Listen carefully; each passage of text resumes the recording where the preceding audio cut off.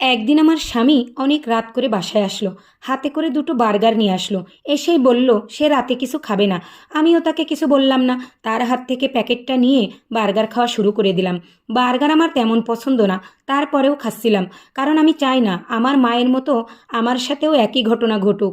খুব ছোটবেলা থেকেই দেখতাম আমার আব্বা আমাদের জন্য খাবার কিছু আনলেও আমার মায়ের জন্য কিনতেন না। আমাদের ভাই বোনদের জন্য কিনতো, কিন্তু মায়ের জন্য কিছুই আনতো না।